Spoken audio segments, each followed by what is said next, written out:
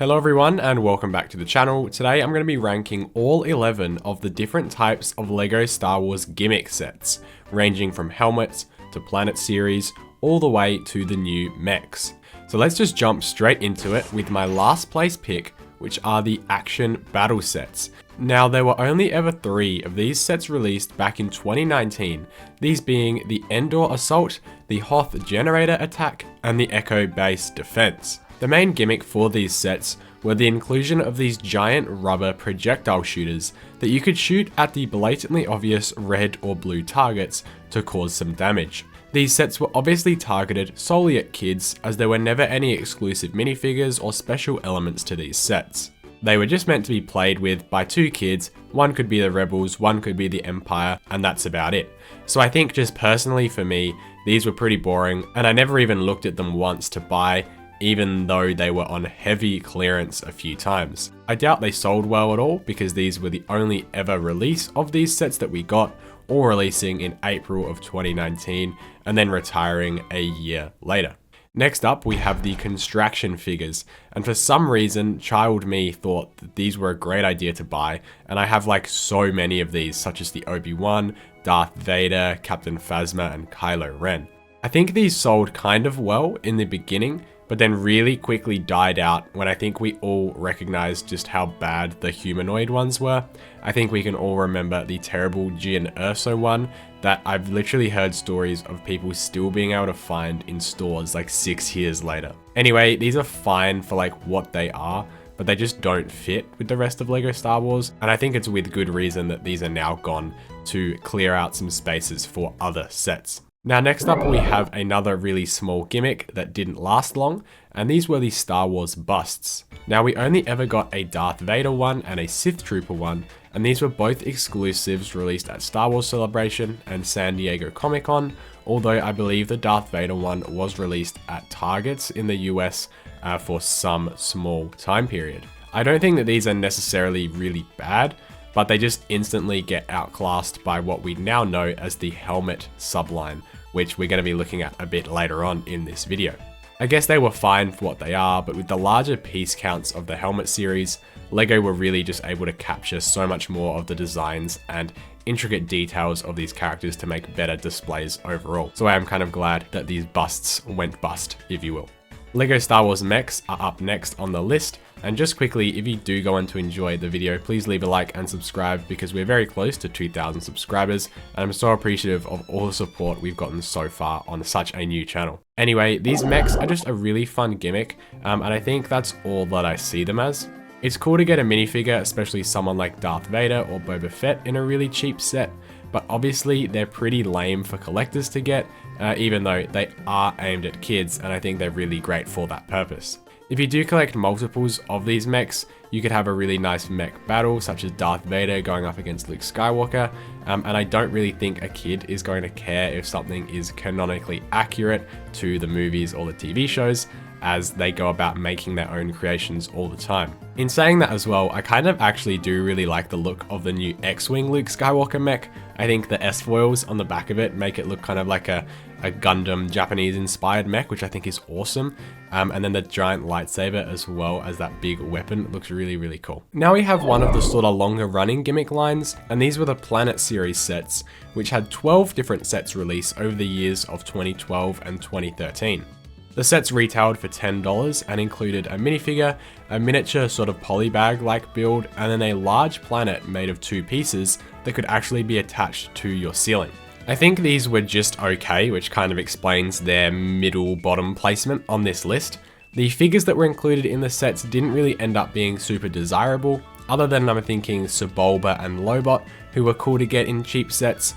Otherwise the builds were pretty worthless, since I think you can't really do anything with them. And now looking back at these, I think they're probably a little bit more collector oriented rather than made for kids, since there's not really any play value here. These did last 2 years, over 2012 and 2013, but the later waves did have a much less wide release, which has led to some of the later waved sets actually being worth a fair bit of money on the aftermarket. Now coming up next, we have one of the longest LEGO Star Wars gimmicks of all time, one that is actually still going to this day, and these are the Microfighters. Now I'm not going to bother going into too much detail onto what Microfighters actually are, because I'm sure everyone has already seen them before, especially with the most recent Captain Rex Microfighter that has stirred up quite a bit of controversy. Anyway, Microfighters are really quite nice. They're not terrible, and again, they're not amazing either, but I think they are a much better balance compared to something like the Planet series, as you get a figure, a ship, but then you can also put the figure in the build and play with them like a regular Star Wars ship. But then also as a collector, you can display these next to the figures as well. Some of my favorites are obviously the most recent Captain Rex Microfighter, but then also the Hera Syndulla one that came with the Ghost from I think 2015. And then over the years, LEGO has definitely begun reducing the amount of Microfighters available, such as the one from this year, we only got Captain Rex, and then last year we just got Boba Fett and the Mandalorian's N1 Starfighter. But they must have sold relatively well over the years in order to still be going literally 10 years later from when they started in 2014. Now we don't have leaks for next year's sets yet, so it's not certain whether these are actually going to be continuing into the future, but I'm happy to get one or two each year as long as they have some kind of decent, desirable figures. Moving on, we now have a more collector-based sub-theme, and this is the Midi-scale, or now called Starship Collection. This is a really weird collection. It was sort of first introduced under the name Midi-scale in 2009 with just two sets, the Millennium Falcon and the Star Destroyer, but has now been reborn in 2023 with the Executor class Star Destroyer, and then again this year 2024 with the Millennium Falcon, Tantive 4 and the Invisible Hand. Now these all do look really nice, and I love the idea of them, to be able to get a larger Star Wars ship that we may have never had before, but also make it one that's not going to take up tons and tons of space on your shelf. For me personally, I'm someone who wants minifigures and a playset that I can actually put the minifigure inside of with a fleshed out interior as well. So in saying that, I'm not someone that would buy these myself, but I do totally understand the appeal of them, and I think they look really, really nice on display. Now coming in the fourth spot here, we have dioramas, which were only started a few years ago, but seem to be going strong. We've had 6 diorama sets released since 2022, with 4 being minifigure scale and then 2 being miniature size.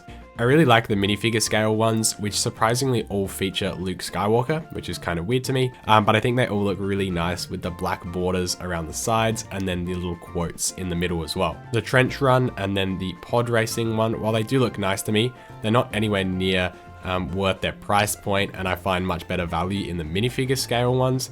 And then again, I think with the pod racer one, the builds kind of just look like really big polybag builds, but obviously they are just a bit nicer. Again, as I've said before, I'm more of a LEGO fan for collecting the toy, not necessarily buying sets that are made for collectors. So for me, these dioramas don't really offer as much as other sets.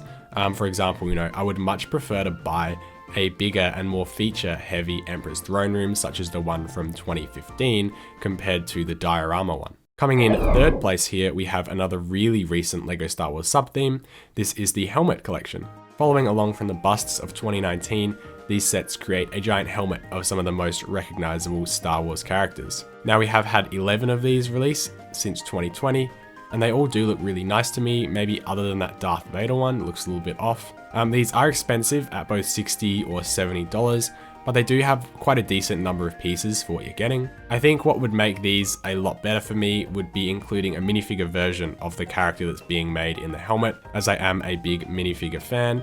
But anyway, we didn't actually get any helmets this year, which makes me think LEGO has maybe moved on and is now focusing their attention on the Starship Collection. I think that's kind of disappointing for those, who do collect these, but then I guess some of these smaller LEGO Star Wars sub-themes do only have a lifespan of about 2 or 3 years. And again, they have made most of the sort of iconic characters that they would want. In second place here, we have these really strange minifigure packs that were released in the year 2000 for just $5. I feel like these are pretty underrated and mostly forgotten about by the community, but they gave you 3 LEGO Star Wars minifigures with a small stand for each for only $5. Now, if these were to be released today, I think it'd be amazing to get some really highly desirable minifigures for so cheap.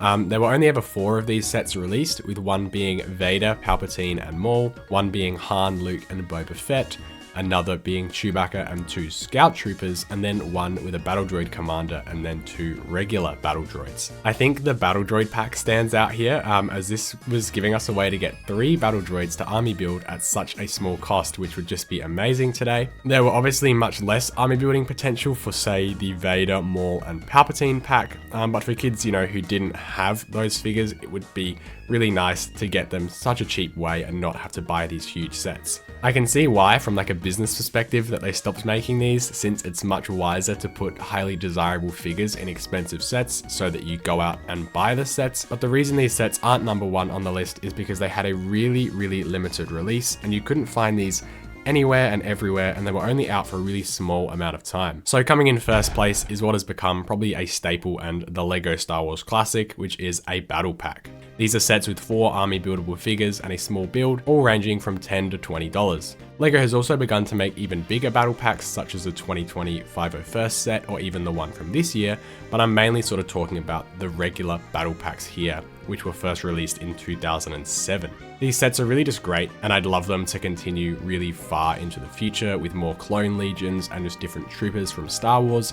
Just maybe stay away from the Jawa or Bounty Hunter battle packs, please. Anyway, if you did enjoy the video, please leave a like and subscribe. Let me know which one was your favorite in the comments, and I'll see you in the next video.